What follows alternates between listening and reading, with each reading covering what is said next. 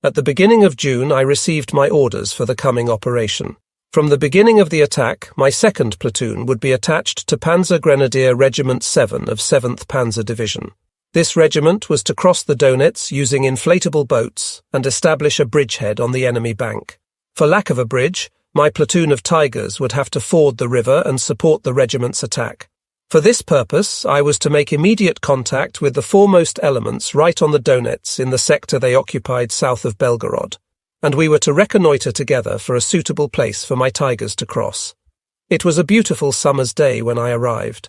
From an observation post well forward, I had a view over the downward slope to the Donets, the 2 riverbanks, both bushy and overgrown, and the gentle rise of the land on the far bank where the Russians had their front-line positions and were dug in.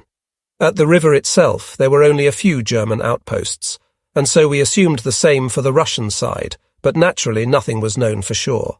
Towards evening, the commander of 25th Panzer Pioneer Platoon, Oberfeldwebel Baumann, and 2 corporals reported to me. They would be leading the necessary pioneer part of the operation. When it was dark and the moon hidden by cloud, we went with a Panzer Grenadier scouting party down the kilometre or so to the river's edge. No sound could be heard but the murmur of the waters. The Russian side was as silent as the grave. The high undergrowth was favourable for an approach to the riverbank. I took a good look at it. It stood vertical about 1.5 meters above the water. If the far bank was the same, mounting it from out of the water would be difficult. Now we had to measure the depth of the water and the suitability of the riverbed for a 58-ton Tiger. In the opinion of the Grenadiers, who had been here a week, this was the shallowest part in the entire sector. I got undressed and the Grenadiers took up positions along the riverbank. I listened out for any activity on the Russian side and then slipped into the water, only 1.5 meters deep. The waters flowed past calmly, and I waded, only my head above water, to the other bank. The riverbed was firm and not muddy, but the bank on the other side was as steep as our own. Furthermore, the bank fell almost vertically for about 2.5 meters. The Tigers could not manage that. I regained our side of the Donets, was pulled out and helped up, and then we held a conference in the cover of the bushes. Oberfeldwebel Baumann, the pioneer, saw no great difficulty in flattening the riverbanks with explosives to make it negotiable for the Tigers. The bed of the river itself and the depth of water did not present us with a problem. Back at the Panzer Grenadiers command post, we were served hot tea, and then the plan for crossing the Donets was agreed upon.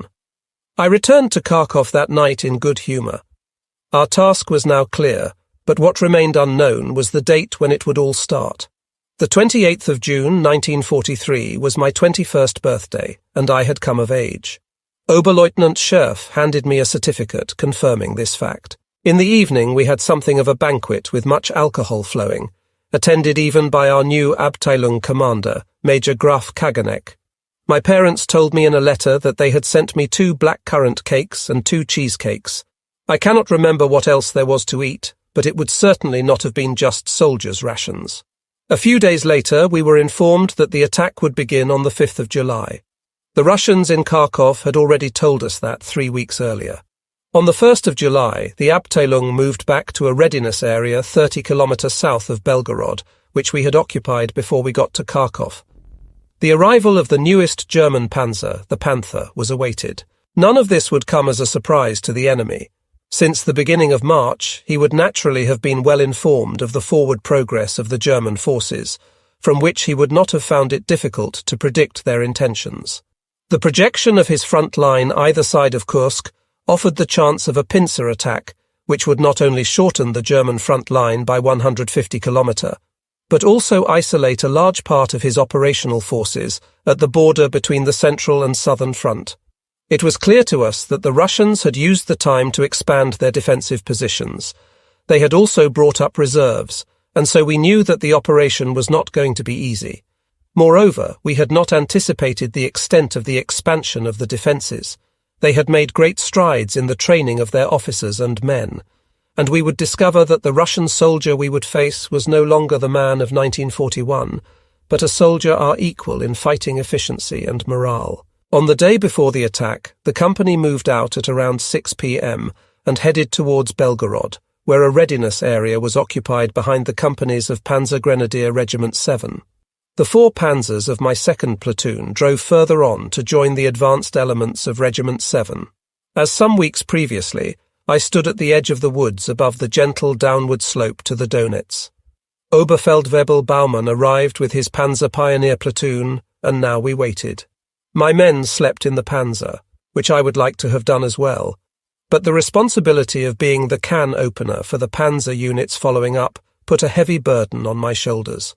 The next morning, at 4:15 a.m. on the 5th of July, a 40-minute period of softening up by artillery and Luftwaffe heralded the attack in our sector.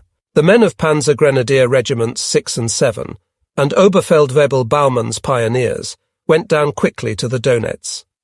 While the first inflatable boats were crossing, the Pioneers prepared the explosive charges to reduce the height of the fording points on the riverbanks.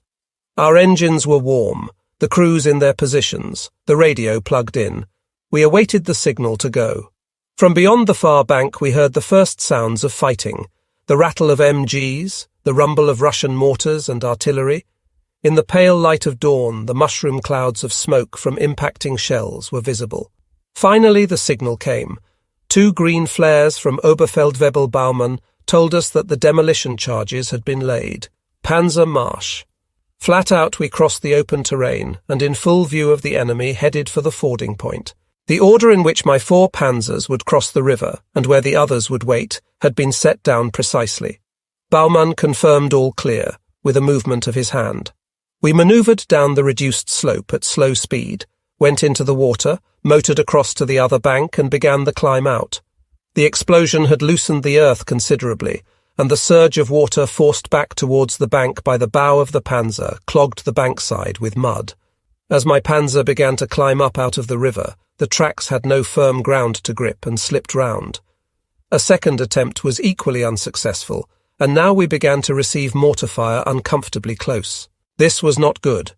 I reported by radio the failure of the fording attempt and received the order to remain where I was with my platoon. Soon the commander of the Pioneer Battalion appeared. He had orders to erect a bridge with a capacity of 60 tons near my fording points. My job was to protect the Pioneers, for a Russian counterattack was possible. First I had to get my panzer ashore again on our side of the river. Feldwebel Weigel's Tiger 324 had to tow my vehicle up the bank. His gunner, Unteroffizier Jackal, carried out the very arduous task of attaching the towing hawser to the rear of my panzer, for the coupling hooks were under water and difficult to release. We were obliged to stand chest-high in water for this work, while subjected to Russian harassing fire. It succeeded, the panzer was towed out, and now we positioned ourselves at the bridge-building point, where meanwhile the first Pioneer vehicles had arrived. It was calculated that it would take 5 hours to build the bridge, during which time the Panzer Grenadiers would have no tank support. Soon the first wounded came back in the inflatable boats. They were not friendly greetings, they shouted at us. The Russian resistance was strong and well organized. The 2 attacking Panzer Grenadier regiments had sustained many casualties and were making only slow progress. For us, the waiting at the river was almost insufferable. Constant mortar fire. We felt sorry for the Pioneers working without cover. Additionally, it was getting hotter, and the air in the panzer, where we were condemned to inactivity, ever stuffier. I don't know exactly when they finished the bridge. It must have been around 2 p.m. Start up and drive across the bridge and through the territory which the Grenadiers had overcome during the morning. I reached the railway line, crossed it near Rozumnoe station, and found the command post of Panzer Grenadier Regiment 7. The foremost Russian defensive position, which had held up our grenadiers for so long, was right here at the railway line. Short situation report using a map, brief instructions to my panzer commanders, and we set off. We reached the leading grenadier companies and were involved in bitter fighting the whole afternoon. The Russians had built a deep-layered defensive system with earth bunkers and anti-tank guns, superbly camouflaged and therefore difficult to spot. The grenadiers heaved a sigh of relief that they had us to get this enemy off their backs, as they already had enough to do dealing with Red infantry in countless foxholes and MG nests, which had to be winkled out in hand-to-hand fighting. Here we could be of little assistance, for the Russians allowed our panzers to trundle over their holes, and then they appeared in front of the grenadiers coming up behind us with all the more determination. We fired only He shells. I cannot remember seeing an enemy tank on this first day. When darkness fell, we came away from the road and received from Company Tross fuel, ammunition and rations. During the night I received my orders for the next day. Oberleutnant Scherf had crossed the Donets Bridge immediately behind my platoon, leading platoons 1 and 3. He had fought in the Panzer Grenadier Regiment 6 area, which lay on the left flank of Regiment 7, and therefore had had the strongly fortified and very bitterly defended village of Rozumno on his left flank to contend with. I have the impression that the Russian defence on the outskirts of this village was more determined than I have just described for my own area, with Panzer Grenadier Regiment 7. The entire attack on this first day took place after crossing the Donets in the valley of the Rozumno River. This area was very difficult to survey. Many bushes and much shrubbery reduced vision, while stagnant waters and numerous swamps canalised the action. The battle area of Panzer Grenadier Regiment 7 was bordered to the right by a steep, rugged range of hills. The strongly defended town of Krutoy Log lay on the plateau of the latter. The 7 Panzer Division attack was to have been continued against it. The difference in height was about 50 metres, and there were only a few tracks rising steeply upwards from out of the valley. During the night, the Grenadiers captured a track by use of which 7 reconnaissance Abteilung secured a small bridgehead on the plateau as a starting point for future attacks. On the 6th of July, I was subordinated directly with my 2nd platoon to Panzer Regiment 25, and was given their radio codes, which changed daily. My orders were to reach the plateau in the early morning, using the track cleared by the Grenadiers, and there expand the bridgehead to the north and east, so that Panzer Regiment 25, following up, could take it over for their jumping-off point to attack. Then, upon receiving the order, we would return, and together with the spearhead company of Panzer Regiment 25, break through the defensive position thought to be there and carry forward the attack into the hinterland, passing Batratskala Dacha. The climb to the plateau was difficult, but passed off without breakdowns. We assumed battle formation and, initially without coming across the enemy, headed in the direction ordered. On the horizon, about 3 kilometres away, I made out a broad area of woodland across my line of advance. I felt uneasy about it, and we approached slowly. Then I had my platoon halt to wait for Panzer Regiment 25 behind me to catch up. I opened my turret hatch and saw that I was directly alongside a foxhole from where a Red Army soldier looked up at me in fear. I beckoned him to come up and then make his way to the rear. He made no move. I drew my pistol and repeated my hand movements, making clear to him what he had to do. No reaction. I fired a round near the foxhole to reinforce my order. No reaction. Then I took a hand grenade, pulled out the pin and threw it down. The Russian picked it up and threw it back at the Panzer. In the face of such courage, I drove forward 50 metres. He would have been captured by the Grenadiers following later. I have no idea how long we remained stationary there. The ascent from the Rozumnoe Valley to the plateau took the Panzer Regiment some time, for the access route was not without its problems. When one Abteilung had arrived and taken up its attack positions, I received the radio message to advance. About 30 to 40 Panzer IIIs and IVs were behind my platoon. What was behind them I do not know, but I assume it was Panzer Grenadier Regiment 7. Everything before all this had been a mere prelude. The opposition we were about to encounter was something we had never experienced before. Our panzers set off again and approached the wood. There was no way through it except through a glade to the right, which forced us to close up, but there was no alternative. Therefore we drove towards the glade. To the left it was about 500 metres to the wood, to the right a bit more, but it was also thick woodland there too. Suddenly we saw muzzle flashes, at first from the right, but not from standard anti-tank guns, whose flashes were different. Afterwards I established that they came from Su-152 self-propelled assault guns, armed with a 152 mm flat trajectory howitzer, which we had not previously come up against. They had a low profile and were therefore easy to camouflage but slow in reloading. My 2 Tigers of the right-hand group were in good form, engaged the enemy and shot better than the Russians. Black smoke rose up from the vehicles hit, but at the same moment the Russians opened up from the edge of the wood to the left, 4, 5, 6 muzzle flashes like a necklace of pearls. They seemed to be T-34s. We knocked out some of them and then felt our way cautiously forward.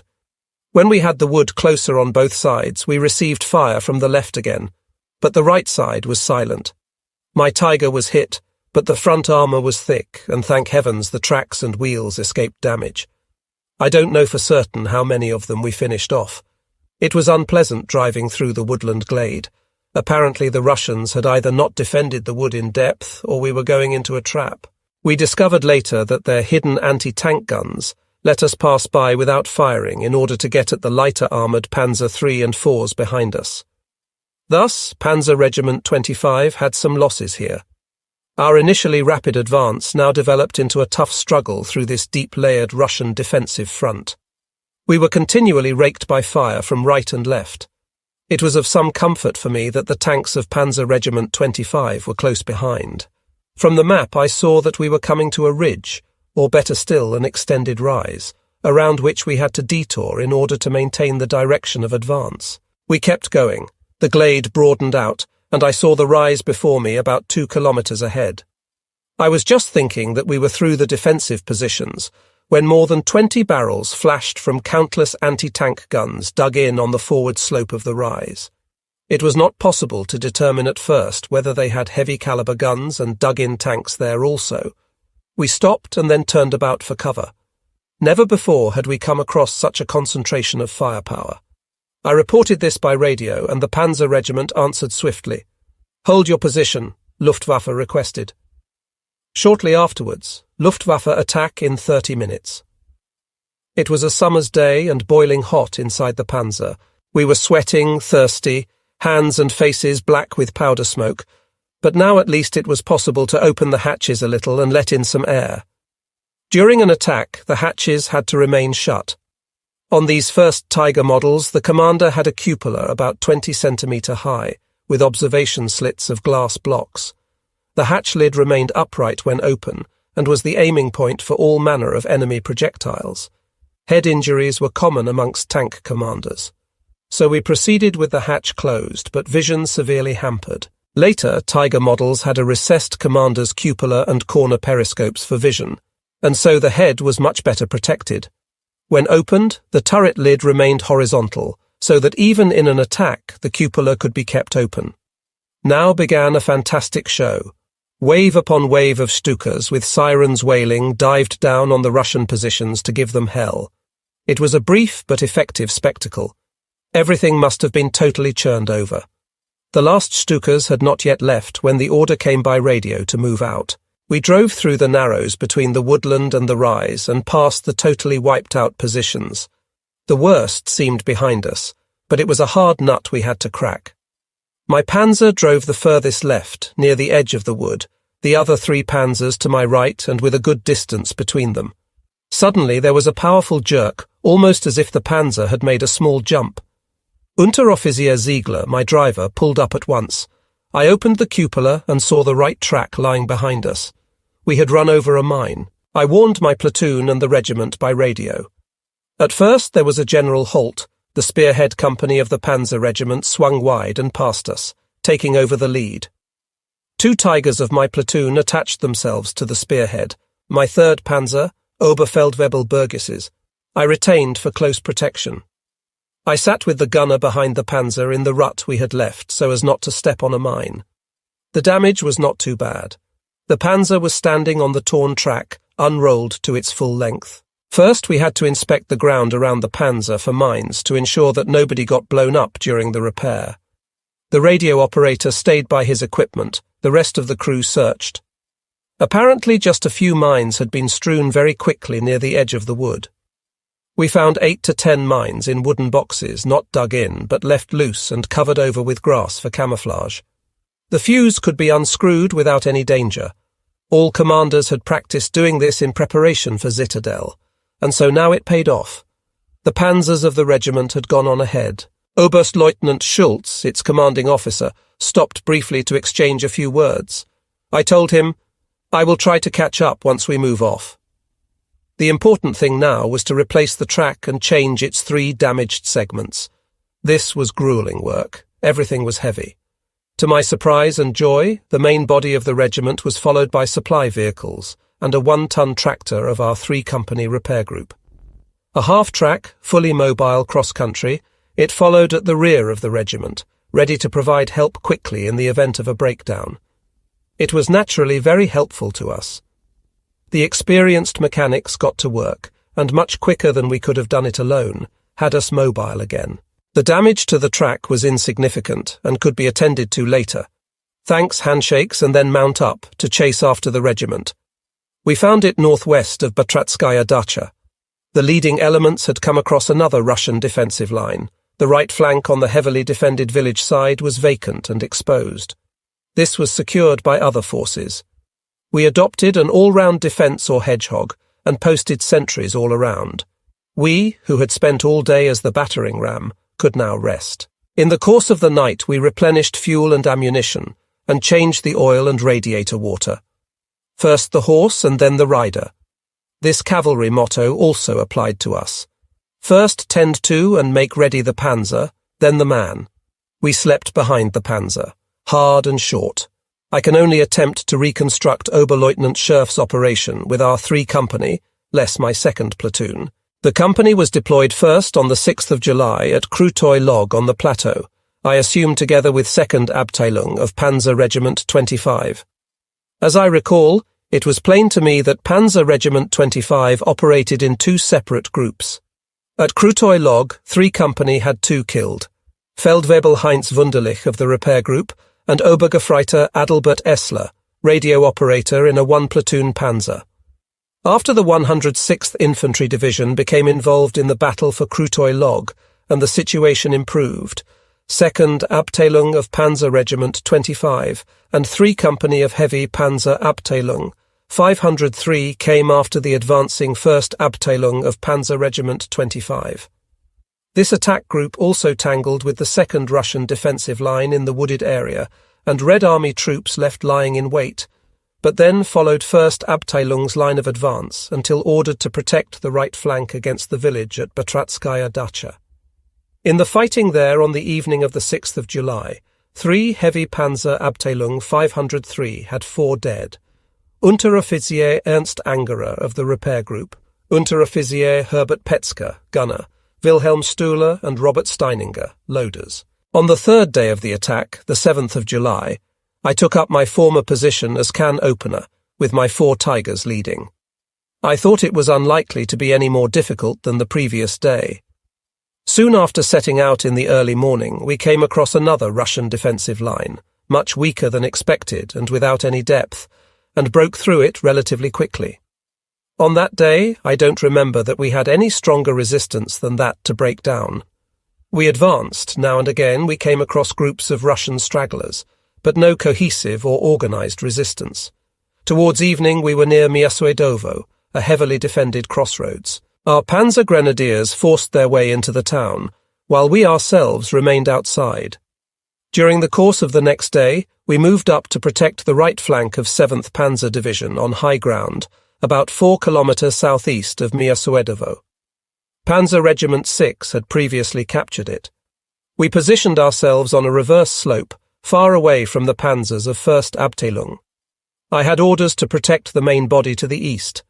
I positioned myself with 2 panzers behind the crest so that I could observe and fire over it without offering myself as a target. Before me lay a moderate slope with the occasional bush. In the valley bottom, in a large semicircle, was sparse, deciduous woodland with thick, bushy undergrowth at its edges. If I looked left from my high point, I had a good view over the terrain. The air shimmered with heat. We stood 4-hour watches, turn and turn about, with 2 panzers each. At last we could wash. There was little water, but each of the 5 crew received a bowlful. It felt good. Usually we washed our hands with petrol. The night passed quietly and I slept well again. I had a lot of sleep to catch up on. Panzer Regiment 25 continued to protect the division's left flank. No great change was expected for the following day. I was summoned to the regimental commander. He gave me the task of reconnoitering the wood in the valley bottom. Tank noises had been heard there during the night. 2 of my panzers stood watch on the ridge, giving me covering fire at the same time. I led, accompanied by Feldwebel Weigel's Tiger. Hatches shut, battle readiness, Panzer Marsch. We rolled slowly down the long slope through open country towards the wood. 400 meters short of it, we stopped to observe. Nothing was to be seen. We continued forward, and then suddenly there was a flash. For a fraction of a second, I could see the shell heading directly for me. It hit the bow of the Panzer, and so did the second one. The air was shimmering. I couldn't make out anything, and fired an explosive shell towards where I suspected the source to be. We received another hit, this time from the right. I pulled back and drove in reverse to our starting point. Both Tigers had some fresh scars each, but nothing had penetrated. There was less concern about a shell entering than a hit to the lateral gearing, which would have put the drive wheel out of action. It was our weak point, and the Russians knew it. The two Panzers I had left behind on watch had seen everything and also opened fire. They saw two SP assault guns appear at the edge of the wood, fired at them, and then withdrew behind cover. I reported the incident to the commander orally. Now we had to be doubly cautious so as to avoid any nasty surprises. In the evening, Feldwebel Grohmann, our 3-company orderly room sergeant, came by with mail and a box of Coca-Cola for everyone. He told me that Oberleutnant Scherf was in action with the company at Miasuedovo. Gefreiter Albrecht Schmidt had fallen there on the 8th of July. On the first day of the attack, Lieutenant Jamarath of our 1 company had been killed. He had been my classmate on the officers' course at the Panzer Training School at Wunsdorf. News like that came as a blow to remind me how many guardian angels I had had until then. Mail from home. Everything was all right there. The family was going to Oberbarenburg again. Yes, it was always so beautiful there. Next morning, while on watch, I could not believe my eyes. The Russians were pulling out of the wood. I had a brief glimpse of 3 tanks before they disappeared at great speed behind natural cover. By the time my gunner had got them in his sights, 2 more had appeared for a short time, and then also gone into cover. We fired but scored no hits, corrected for deflection, and this time got a hit, white smoke enveloping everything. We fired 1 more for luck, and all fell silent again. At least 10 enemy tanks had escaped us, but we had hit one for certain, and another fell by the wayside afterwards. At Panzer Regiment 25, meanwhile, a real military camp had been set up. People were tinkering with panzers, cleaning weapons, enjoying the sun, taking it easy, playing cards. How long would this El Dorado last? We also benefited from it. Our crews not on watch did the same, a break in order to generate energy. I went to the regimental HQ several times. There was nothing new to report regarding the situation. I had a schnapps with the commander. I was slowly becoming a person again. On the morning of the 11th of July, 1943, I received orders to drive back to 3 Company with my platoon. I was shown the meeting point a few kilometers away, marked on the map. This ended my attachment to Panzer Regiment 25. I reported with my platoon to the regimental commander. "Well done," he said. "It was a good cooperation." The way to 3 Company led past Miasuedovo through an area not yet securely in German hands. To avoid this uncertain region would require a long detour, and therefore I decided for the shorter route. When we got to no man's land, I ordered battle readiness, seal hatches and prepare for action. Everything went well, however, and I thought we had come through. Suddenly, at a bend in the road with much undergrowth, there came a flash from close range. We were hit. Inside the Panzer it fell dark, the interior lighting failed. I hung jammed by my arm between the gun deflector plate and the turret roof. Ziegler reversed. Everything happened automatically and in seconds. The Tiger half right behind me fired a high explosive shell and destroyed an artillery piece which had taken up position on the concealed section of road only 30 meters ahead of us. An high explosive shell had hit the cylindrical shield of our gun. High explosive shells, even of large caliber, could not penetrate us, though they still had considerable effect. The force of the shell had knocked the 8.8 centimeter gun of the Tiger from the toothed wheel of the elevation machinery, and the long barrel with muzzle brake, now no longer retained by the wheel, fell down, causing the breech of the gun with its apparatus to rise up and hit the turret roof. The Panzer commander's seat was to the left of the deflector plate. Because with every round fired the gun recoiled about 30 centimeters, The deflector protected both the commander and the loader on the other side. If the hatch was shut and the commander's seat was at its lowest position, the deflector offered a ledge upon which to rest one's right elbow. This is what I had done, and now my arm was jammed between the deflector and the turret roof. Fortunately, the elevating machinery was still functioning, and the gun could be brought horizontal again. This allowed me to be freed, but there was a lot of bleeding. The gunner, Unteroffizier Fuhrmeister, applied a temporary dressing, and I sat back in my commander's seat in a state of shock, and the panzer got going again, though with another panzer leading. Once again, my guardian angel had saved me. If the hatch had been open, I would have been killed. No more incidents occurred. Finally, a white flare rose skywards ahead of us. This meant our own troops. We replied with a white light and approached a vehicle of 7 reconnaissance Abteilung. We had made it. Just another 15 minutes' drive with open hatches, and we arrived at the meeting point ordered. I reported my return to Oberleutnant Scherf. The Abteilung surgeon, Stabsarzt Dr. Schramm, attended to my wound. The sleeve of my jacket was cut away. I had a flesh wound the size of the palm of my hand down to the bone of the right elbow, and a fractured radius. Next day I was admitted to the military hospital at Kharkov. For me, Operation Citadel was over. It was especially important for me that I had no one killed in my platoon. A company car took me to Kharkov. I spent one night in my old quarters where I had left my valise, for I had gone off into battle with a soldier's pack only. I kept everything I needed for my stay in hospital. The rest I sent home via the company. I did not know how long I would be away, nor whether I would be returning to the company. Next day I had them take me to hospital, and not before time. The wound on my right elbow was the size of a hand, the bone was fully exposed, and everything was inflamed. I was deemed unfit to travel and stayed in Kharkov for 14 days. To my roommate, an infantry colonel, I dictated letters to my family, brother and sisters, to inform them that I was hors de combat, but that there was no reason to worry. I had a visit from Frau von Hörnersdorf, the head of the soldiers' hostel at Kharkov. Her husband, the commanding officer of 6th Panzer Division, General von Hörnersdorf, fell a few days later in Operation Citadel. The Red Cross nurses did everything they could to feed me up. I could have anything I liked and ordered an omelette soufflé. It was gigantic and made me feel ill. My right arm was fixed, stretched out. Every day the discharge of matter got worse. Nevertheless, I was quite content to have nothing to do, nothing to decide and nobody to order around, having left all the horror behind me and being able to allow my thoughts to roam back to my comrades in arms and the company, forward to more rest, my parents, Germany. Finally, I was declared fit to travel. I was flown to Dnipropetrovsk, where I spent the next 10 days and then boarded an ambulance train for Germany. I believe it took 6 days, just like a holiday trip. I had an upper bunk by a window but couldn't get up. Food and treatment were first class. Twice a day a doctor visited. It was made clear to me how lucky I'd been. Immediately below me lay a young lieutenant, completely paralyzed. Every day a doctor came to empty his intestines with rubber gloves.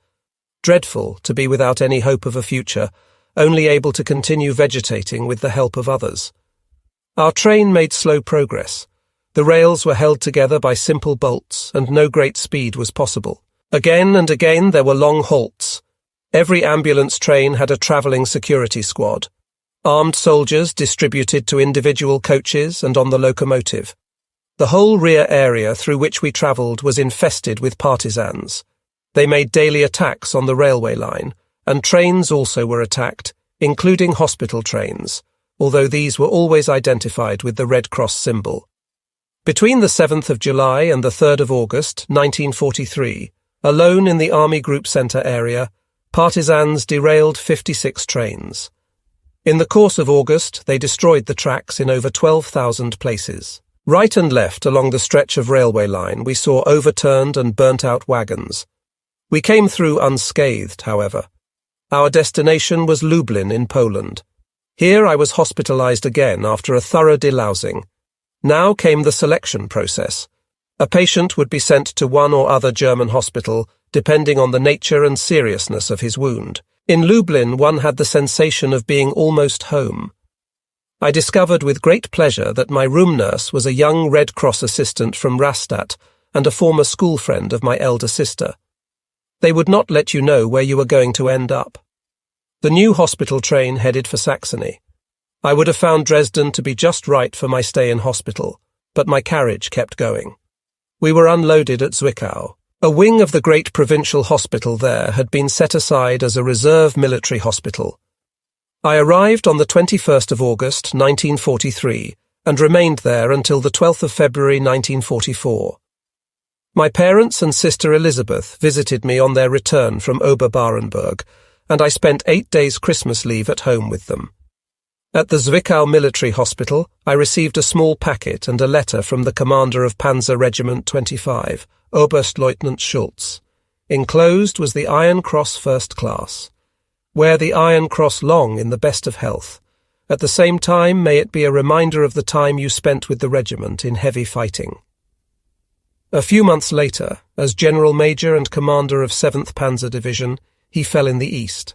He was the 6th soldier of the Wehrmacht to be awarded the Knight's Cross with oak leaves, swords and diamonds.